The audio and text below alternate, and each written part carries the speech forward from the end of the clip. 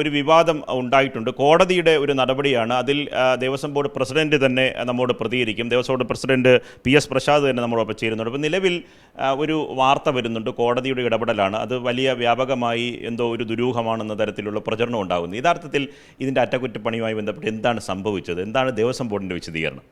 അതായത് ഇപ്പോൾ വ്യാപകമായൊരു പ്രചരണം വരുന്നത് ദേവസ്വം ബോർഡ് എന്തോ അരുതാത്ത കാര്യം ചെയ്തു എന്ന മട്ടിലാണ്. ഞങ്ങൾ ആചാരങ്ങളും അനുഷ്ഠാനങ്ങളും സംരക്ഷിക്കുക എന്നുള്ളത് മാത്രമാണ് ഞങ്ങൾ ചെയ്തിരിക്കുന്നത്.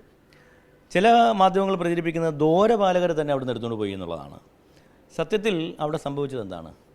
ശബരിമല ശ്രീകോവിലിന് ഫ്രണ്ടിൽ 2 ദ്വാരപാലകരുണ്ട്. അത് സ്വർണം, ഒരു ചെമ്പുപാളിയിൽ സ്വർണം പൂശിയ കവചമുണ്ട്. അത് പൂർണ്ണമായ ഒരു ഭക്തൻ സമർപ്പിച്ചതാണ്.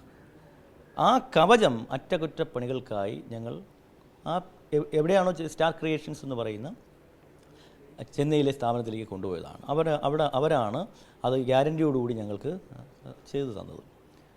സത്യത്തിൽ അത് എന്തുകൊണ്ട് കൊണ്ടുപോകേണ്ടി വന്നു ഉള്ളതാണ് എന്നതിനെ സംബന്ധിച്ചാണ് നമ്മൾ കാര്യങ്ങൾ വ്യക്തമാക്കേണ്ടത്. നമ്മുടെ ബഹുമാനപ്പെട്ട തന്ത്രിമാർ ഒരു ക്ഷേത്രാചാരങ്ങളെ സംബന്ധിച്ച്, അനുഷ്ഠാനങ്ങളെ സംബന്ധിച്ച് അവസാനത്തെ വാക്കെന്ന് പറയുന്നത് തന്ത്രിയാണ്. 2023 തന്നെ 2 തന്ത്രിമാരും ഞങ്ങൾക്ക് റെക്കാർഡിക്കലി തന്നിട്ടുണ്ട് ഇത് മാറ്റണം.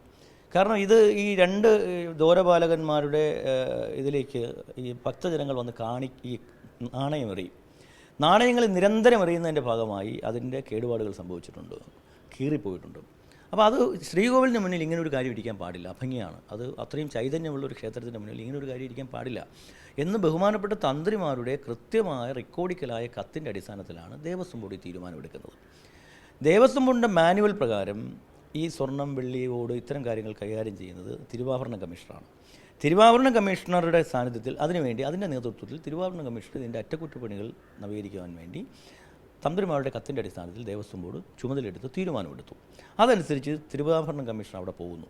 അവിടെ പോയി അവിടുത്തെ അഡ്മിനിസ്ട്രേറ്റീവ് ഓഫീസർ, അവിടുത്തെ എക്സിക്യൂട്ടീവ് ഓഫീസർ, അവിടുത്തെ അസിസ്റ്റൻ്റ് എക്സിക്യൂട്ടീവ് ഓഫീസർ അവരുടെ സാന്നിധ്യത്തിൽ, തിരുവാഭരണ കമ്മീഷണറുടെ സാന്നിധ്യത്തിൽ, അതിൻ്റെ സ്മിത്തിൻ്റെ സാന്നിധ്യത്തിൽ ഞങ്ങൾക്കൊരു വിജിലൻസ് വിങ് ഉണ്ട്. ആ വിജിലൻസ് വിങ് എന്ന് പറഞ്ഞാൽ ഞങ്ങളുടെ ഉദ്യോഗസ്ഥന്മാരല്ല, പോലീസിൽ നിന്ന് ഡെപ്യൂട്ടേഷനിൽ വന്ന വിജിലൻസിൻ്റെ സാന്നിധ്യത്തിൽ, ആ സമർപ്പിച്ച ഭക്തൻ്റെ സാന്നിധ്യത്തിൽ വീഡിയോ ചിത്രീകരണത്തോടുകൂടി തികച്ചും സുതാര്യമായി മഹസ്സർ തയ്യാറാക്കി സുരക്ഷിത വാഹനത്തിലാണ് അങ്ങോട്ടേക്ക് കൊണ്ടുപോയത്. മാത്രമല്ല, ഏറ്റവും പ്രധാനം അവിടെ തന്ത്രിയുടെ നിർദ്ദേശപ്രകാരം ഈ AOയും AEOയും എക്സിക്യൂട്ടീവ് ഓഫീസറും അവിടെ നിന്ന് കന്നി 5-ന് മുമ്പ് ഇത് ഇവിടെ തിരിച്ചു കൊണ്ടുവന്ന് ശുദ്ധക്രിയ നടത്തി സമർപ്പിച്ചു കൊള്ളാമെന്ന് സത്യം സത്യം സത്യം എന്ന് അനുജ്ഞ വാങ്ങിയാണ് കൊണ്ടുപോയിരിക്കുന്നത്.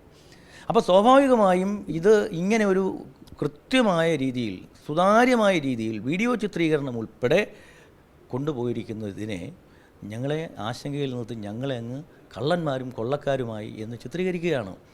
ഇപ്പോൾ ബഹുമാനപ്പെട്ട ഹൈക്കോടതിയുടെ ഒരു വിധി വന്നിരിക്കുന്നു, ഇത് എത്രയും പെട്ടെന്ന് എടുത്ത് തിരിച്ചു കൊണ്ടുവരണം. പക്ഷേ അത് ഇമ്പോസിബിളാണ്. ബഹുമാനപ്പെട്ട കോടതിയെ ഞങ്ങളത് റിവ്യൂ പെറ്റീഷനിൽ ധരിപ്പിക്കുകയാണ്. കാരണം ഇലക്ട്രോപ്ലേറ്റിംഗ് ആണ്.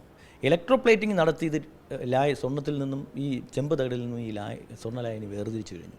അത് കൊണ്ടുവരിക എന്ന് പറയുന്നത് പ്രായോഗികമല്ല. ഞങ്ങളതെന്ത് ചെയ്തു? ബഹുമാനപ്പെട്ട ഹൈക്കോടതിയെ ഞങ്ങളത് റിവ്യൂ പെറ്റീഷനിലൂടെ അറിയിക്കുകയാണ്. കോടതിയുടെ വിധി വരട്ടെ. ഈ പ്രസിഡന്റ്, ഇപ്പോൾ ഒരു ആശയക്കുഴപ്പം വരാനൊരു കാരണമായി പലരും പറയുന്നത് ഈ കോടതി ഈ നടപടിക്രമങ്ങൾ എന്തുകൊണ്ട് ദേവസ്വം ബോർഡ് അറിയിച്ചില്ല എന്നൊരു ചോദ്യം ഉന്നയിക്കുന്നുണ്ട്. ഇത് എന്താണ്? ഇത് കാര്യത്തിൽ അങ്ങനെ അറിയിക്കേണ്ടതുണ്ടോ? അതിലെന്തെങ്കിലും നമ്മൾ സാങ്കേതികമായി എന്തെങ്കിലും അറിയിക്കേണ്ട, നിയമപരമായ എന്തെങ്കിലും തരത്തിൽ പിഴവ് സംഭവിച്ചിട്ടുണ്ടോ? ഞാൻ മനസ്സിലാക്കുന്നത് 2023 തുടങ്ങിയ ഒരു ഫയലാണിത്. ഇത് അന്നത്തെ സ്പെഷ്യൽ കമ്മീഷണറെ, എക്സിക്യൂട്ടീവ് ഓഫീസർമാർ, അവിടുത്തെ ഉദ്യോഗസ്ഥന്മാരെ അറിയിച്ചു എന്നാണ് ഞാൻ മനസ്സിലാക്കുന്നത്. ഞാൻ പറയുന്നത് അതൊക്കെ സാങ്കേതികമാണ്. ഒരു സാങ്കേതികമാണോ ആചാരമാണോ പ്രശ്നമെന്ന് ചോദിച്ചാൽ ഞങ്ങൾ ആചാരം എന്നേ പറയുള്ളൂ. കാരണം ദേവസ്വം ബോർഡിനെ സംബന്ധിച്ചിടത്തോളം ഈ ആചാരങ്ങൾ സംരക്ഷിക്കപ്പെടേണ്ടതുണ്ട്. അപ്പോൾ ആചാരങ്ങൾ കൃത്യമായി സംരക്ഷിക്കും. അതിനെ സംബന്ധിച്ചിടത്തോളം ആത്യന്തികമായ നിലപാടെന്ന് പറയുന്നത് തന്ത്രിയുടേതാണ്. ആ തന്ത്രിയുടെ കൃത്യമായ റെക്കോർഡിക്കലായിട്ട് കത്ത് കിട്ടി അത് പുനഃസ്ഥാപിക്കുക, അത് തിരിച്ച് സ്ഥാപിക്കുക എന്നുള്ളത് ഞങ്ങളെ സംബന്ധിച്ചിടത്തോളം വളരെ പ്രധാനമാണ്. അപ്പോൾ അതുകൊണ്ടാണ് ഈ ഒരു സാങ്കേതികമായ കാര്യമാണ്. ഈ സാങ്കേതികമായ കുറിച്ച് പോലും ഞങ്ങൾക്ക് ചില അഭിപ്രായങ്ങളുണ്ട്. അത് പക്ഷേ ഞങ്ങൾക്ക് ഇപ്പോൾ നിയമവിദഗ്ധരുമായ കൂടിയാലോചിച്ച് മാത്രമേ പറയാൻ പറ്റൂ. അതിൻ്റെ സാങ്കേതിക കാര്യങ്ങളെക്കുറിച്ച് ദേവസ്വം ബോർഡിന് ഒരു സ്റ്റാറ്റ്യൂട്ടറി പദവിയുള്ള ഒരു ബോർഡല്ലേ. അപ്പോൾ സ്വാഭാവികമായും താന്ത്രികപരമായ കാര്യങ്ങളിൽ അവസാന വാക്ക് തന്ത്രിയുടേതാണ്. ദേവസ്വം ബോർഡിന് ചില സ്റ്റാറ്റ്യൂട്ടറി അധികാരങ്ങളുണ്ട്.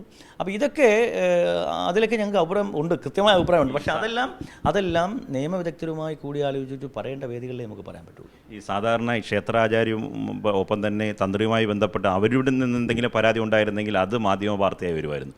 കോടതി ഇത് വരുമ്പോഴേക്കും അത് നേരെ തിരിച്ചായിരുന്നു സാധാരണ മാധ്യമങ്ങൾ പറഞ്ഞത്. പക്ഷേ ഇത് ഈ ഒരു എതിർപ്പ് ഈ ക്ഷേത്രവുമായി ബന്ധപ്പെട്ടുണ്ടാകാത്തതുകൊണ്ട് തന്നെ ഈ കോടതി നടപടിയെ പിടിച്ചുകൊണ്ടാണ് വലിയ രീതിയിൽ വ്യാപകമായ പ്രചരണം നടത്തുന്നത്. ഇന്നത്തെ വർത്തമാന പത്രങ്ങളിലൊക്കെ തന്നെ വലിയ തരത്തിലുള്ളൊരു അഴിമതി, ക്രമക്കേട്, കൊള്ള എന്ന തരത്തിലേക്കുള്ള പ്രചരണമാണ് നടക്കുന്നത്. അപ്പോൾ ഇത് ബോധപൂർവമായൊരു രാഷ്ട്രീയ പ്രചരണമായി കാണുന്നുണ്ട്.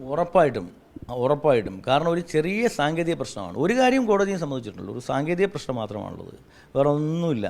ആ സാങ്കേതിക പ്രശ്നത്തിൻ്റെ പേരിൽ മാധ്യമങ്ങൾ എന്തൊക്കെയാണ് ഞങ്ങളെ വിമർശിക്കുന്നത്.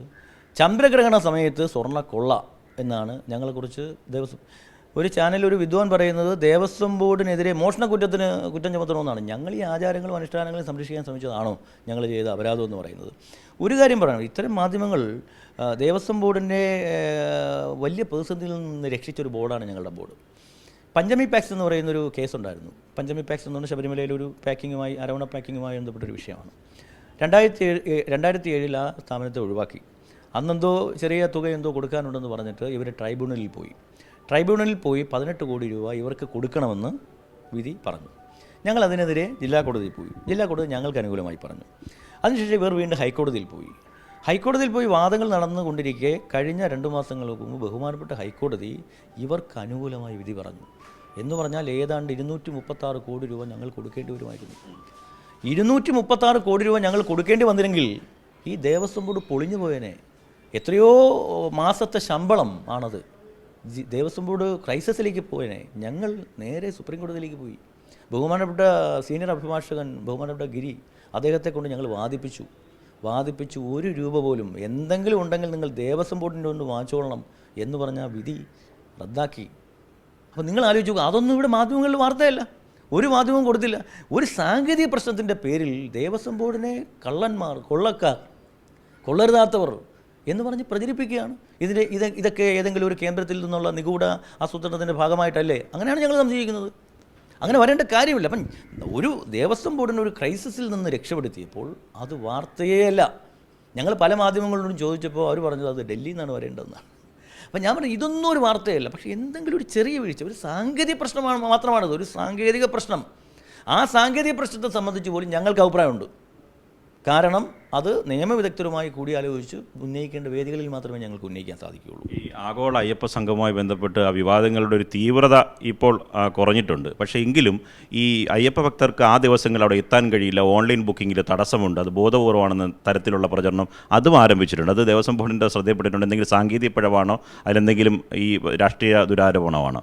ഇത് കന്നിമാസമാണ്. കന്നിമാസ പൂജയ്ക്ക് സാധാരണഗതിയിൽ വളരെ ഭക്തജനങ്ങൾ അവസാന ദിവസം നോക്കുമ്പം വളരെ കുറച്ച് 2000-3000 പേരെ വരുള്ളൂ. ഞങ്ങൾക്കൊരു തടസ്സവുമില്ല. അവിടെ ഇപ്പോഴും കയറി ലിങ്ക് ചെയ്യാം. ലിങ്കൊക്കെ തുറന്നു കൊടുത്തിട്ടുണ്ട്. പക്ഷേ ഇതിൻ്റെ പേരിൽ ഇതിനെക്കുറിച്ചൊന്ന് ഇതിൻ്റെ ഒരു ശോഭ അങ്ങ് കുഴപ്പിക്കണം എന്നുള്ള മട്ടിൽ മാത്രമാണ്. അപ്പോൾ അതൊക്കെ ഒരു രാഷ്ട്രീയ ദുരാരോപണം, രാഷ്ട്രീയപരമായി ആഗോള അയ്യപ്പ സംഘത്തെ കരിവാരി തേക്കുവാനുള്ളൊരു ശ്രമത്തിൻ്റെ ഭാഗമായിട്ടാണ് ഞങ്ങൾ കാണുന്നത്. ഇവരിപ്പോൾ ബദൽ അയ്യപ്പ സംഗമം നടത്തുമെന്ന് പറയുന്നു. നടക്കട്ടെ, ഞങ്ങളതിനെ സ്വാഗതം ചെയ്യുന്നു. പക്ഷേ ഇതിൻ്റെയൊക്കെ ലക്ഷ്യം ഒന്നാകണം, ശബരിമലയുടെ അടിസ്ഥാന വികസനമാകണം. ശബരിമലയുടെ അടിസ്ഥാന വികസനം ലക്ഷ്യമാക്കിയാണ് ഞങ്ങൾ ദേവസ്വം ബോർഡ് നടത്താൻ തീരുമാനിച്ചതും സർക്കാർ അതിനെ സപ്പോർട്ട് ചെയ്തതും. ഞങ്ങളാണ് ഇത് നടത്തുന്നത്, സർക്കാർ ഇത് സപ്പോർട്ട് ചെയ്യുന്നു എന്നുള്ളതല്ലാതെ നിങ്ങൾ നോക്കൂ, ഞാൻ ചോദിക്കട്ടെ, 70 ദിവസത്തെ മണ്ഡല മഹോത്സവം ആരാ നടത്തുന്നത്? ദേവസ്വം ബോർഡിൻ്റെ മിടുകൊണ്ടാണോ? 70 ദിവസം അവിടെ 54 ലക്ഷം പേരാണ് കഴിഞ്ഞ പ്രാവശ്യം വന്നത്. ഈ 54 ലക്ഷം പേര് വരുമ്പോൾ സർക്കാരിൻ്റെ സഹായമില്ല നമുക്ക് നടത്താൻ പറ്റുമോ? നിങ്ങൾ നോക്കൂ, കഴിഞ്ഞ വർഷത്തെ എന്തായിരുന്നു മണ്ഡല മകരവിളക്ക് മഹോത്സവം? ഇത്രയും ഭംഗിയായി ഒരു ഭക്തന് പോലും ഒരു പരാതിയുമില്ലാതെ നമുക്ക് നടപ്പിലാക്കാൻ പറ്റിയില്ലേ? ആരുടെ കഴിവുകൊണ്ടാണ്? ദേവസ്വം ബോർഡിൻ്റെ മാത്രം കഴിവുകൊണ്ടാണോ? സർക്കാരിൻ്റെ കഴിവുകൊണ്ടല്ലേ? മുഖ്യമന്ത്രി 2 പ്രാവശ്യമാണ് ഇതുമായി ബന്ധപ്പെട്ട് മീറ്റിംഗ് വിളിച്ചത്. ഞങ്ങളുടെ ദേവസ്വം വകുപ്പ് മന്ത്രി ശ്രീ VN വാസവൻ എത്ര തവണയാണ് ഇതുമായി ബന്ധപ്പെട്ട് മീറ്റിംഗ് വിളിച്ചത്? ഓരോ മന്ത്രിമാരും സത്യത്തിൽ 10-16,000 ഗവൺമെൻറ് ഉദ്യോഗസ്ഥന്മാരുടെ 70 ദിവസത്തെ എക്സ്ക്ലൂസീവായിട്ടുള്ള ശമ്പളവും ആനുകൂല്യങ്ങളും ഈ മണ്ഡല മകരവിളക്ക് മഹോത്സവത്തിന് വേണ്ടിയിട്ടാണ്. അപ്പോൾ അങ്ങനെയാണ് ഇത് സംഘടിപ്പിക്കുന്നത്. അതേ രീതിയിൽ തന്നെയാണ് ഇതും സംഘടിപ്പിക്കുന്നത്. അപ്പോൾ ഇതെന്തോ വലിയ വിവാദമാണ്, സർക്കാരിന് നടത്താൻ അവകാശമുണ്ടോ? ചോദിക്കുന്നത് ആരാണ്? UP-യിൽ കുംഭമേള നടത്തിയവരാണ്. അവിടുത്തെ ഒരു ട്രസ്റ്റിൻ്റെ നേതൃത്വത്തിൽ UP ഗവൺമെൻറ്റാണ് അത് നടത്തിയത്. അപ്പോൾ ഇത് രണ്ടും രണ്ട് വാദമാണ്. ഒരു വിദണ്ഡ വാദം നടത്തി ഇതിനെ അട്ടിമറിക്കുക എന്നുള്ളതാണ്. ഞങ്ങൾക്ക് ഒരു രാഷ്ട്രീയവുമില്ല, ഞങ്ങൾക്കിതിനെ സംബന്ധിച്ചുള്ള ഒരു രാഷ്ട്രീയവുമില്ല. ഭക്തജനങ്ങൾ അവിടെ വരണം, ജനപ്രതിനിധികൾ അവിടെ വരണം. അവർക്ക് സിംഗപ്പൂരിലെ ഭക്തന്മാരാണ് ആദ്യമായി ഞങ്ങളുടെ ഈ ആശയം പറയുന്നത്. അവർക്ക് ചില നയതന്ത്രമായ പ്രശ്നങ്ങളുണ്ട്, അവർക്ക് ഞങ്ങളുടെ മുന്നിൽ അവതരിപ്പിക്കണം, അങ്ങനെ ഒരു കൂട്ടായ്മ വയ്ക്കണം. അതിൻ്റെ അടിസ്ഥാനത്തിലാണ് നമ്മൾ ചെയ്യുന്നത്. ദേവസ്വം ബോർഡ് ചെയ്യുന്നു, അവരെല്ലാം വരുന്നു. ഇപ്പോൾ വിദേശത്തു നിന്നും ഇന്ത്യയിൽ നിന്നും കൂടുതൽ ഭക്തന്മാർ വരും. ഇവരെല്ലാം വെച്ചൊരു 3000 പേരുടെ മുന്നിൽ. അപ്പോഴാണ് സർക്കാർ കഴിഞ്ഞ എത്രയോ കാലങ്ങളായി ഇവിടെ മാസ്റ്റർ പ്ലാനിൻ്റെ ചർച്ച നടന്നുകൊണ്ടിരിക്കുന്നത്. മാറി വരുന്ന എല്ലാ ഗവൺമെൻറ്റുകളും, ഞാൻ പറയുന്നത് ഇപ്പോൾ ശബരിമലയുടെ വികസനം ഏതെങ്കിലും ഒരു ഗവൺമെൻറ്റിൻ്റെ മാത്രം കുത്തകയാണെന്ന് ഞങ്ങൾ അവകാശപ്പെടുന്നില്ല. പക്ഷേ എത്രയോ കാലങ്ങളായി മാറി വന്ന ഗവൺമെൻറ് ഇപ്പോഴാണ് ഒരു മാസ്റ്റർ പ്ലാൻ തയ്യാറാകുന്നത്. 4 മാസങ്ങൾക്ക് മുമ്പ് അത് ഗവൺമെൻറ് പാസ്സാക്കി, ക്യാബിനറ്റ് പാസ്സാക്കി. അപ്പോൾ അത് അവരുടെ മുമ്പിൽ അവതരിപ്പിക്കുക. ഒരുപാട്, കാരണം അവിടെ ഈ നമുക്ക് കോൺക്രീറ്റ് ബിൽഡിംഗ് ഒന്നും പറ്റില്ല. അപ്പോൾ സസ്റ്റൈനബിളായിട്ടുള്ള പ്രകൃതി സൗഹൃദമായിട്ടുള്ള കാര്യങ്ങളാണ് വരേണ്ടത്. അപ്പോൾ അതിനെയൊക്കെ സംബന്ധിച്ച് ലോകത്തിൻ്റെ വിവിധ മാതൃകകൾ അവർക്ക് മുന്നിൽ അവർ പ്രതിനിധികൾ അവതരിപ്പിക്കും. അത് ചർച്ച ചെയ്യുക. ക്രൗഡ് മാനേജ്മെൻറ്റ് വലിയ പ്രശ്നമാണ്. അത് നമുക്ക് എങ്ങനെ AI സാങ്കേതിക വിദ്യയുടെ സഹായത്തോടുകൂടി ചെയ്യാൻ പറ്റും.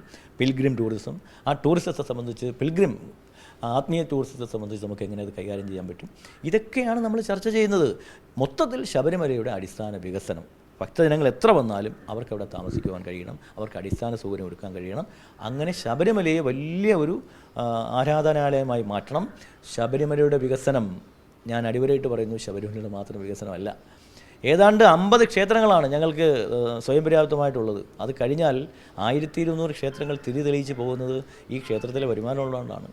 അപ്പം ഏതാണ്ട് 14,000 കുടുംബങ്ങൾ, 6200 ജീവനക്കാർ ലൈവായിട്ടുള്ളവർ, പെൻഷൻകാർ 5200, 2500 ഫാമിലി പെൻഷൻകാർ ഉൾപ്പെടെ 14,000 കുടുംബങ്ങൾ, പൂത്തട്ട് നടത്തുന്നവർ, പൂജാദ്രവ്യങ്ങൾ ഉണ്ടാക്കുന്നവർ, സാമ്പ്രാണി കച്ചവടം നടത്തുന്നവർ, ഇവരെല്ലാം കൂടി 10,000-40,000 കുടുംബങ്ങൾ ഇൻഡയറക്റ്റായും കൊണ്ടുപോകുന്നൊരു ആത്മീയ സ്ഥാപനം എന്നതിനേക്കാൾ ഒരു ഉപജീവന നൽകുന്ന സ്ഥാപനം കൂടിയാണ്. നമ്മളതൊക്കെ കാണണ്ടേ?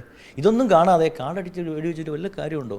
അപ്പോൾ ശബരിമലയുടെ വികസനം എന്ന് പറയുന്നത് ഈ തിരുവിതാംകൂർ ദേവസ്വം ബോർഡിൻ്റെ കീഴിലുള്ള ഒട്ടേറെ അമ്പലങ്ങളുടെ കൂടി വികസനമാണ്. അതാണ് ഞങ്ങളുടെ ലക്ഷ്യം. അത്രയേ ഉള്ളൂ. വിവാദ വിഷയങ്ങളിൽ ദേവസ്വം ബോർഡിൻ്റെ പ്രസിഡന്റ് PS പ്രശാന്ത് പ്രതികരിക്കുകയായിരുന്നു. നിലവിൽ ഒരു സാങ്കേതിക കാര്യങ്ങൾ മാത്രമാണ്. ഇക്കാര്യത്തിൽ കോടതിയെ ഇത് സംബന്ധിച്ച് വ്യക്തമായ റിപ്പോർട്ട് ദേവസ്വം ബോർഡ് നൽകും. ഇക്കാര്യത്തിൽ മറ്റ് വിവാദത്തിന് സാധ്യതയില്ല.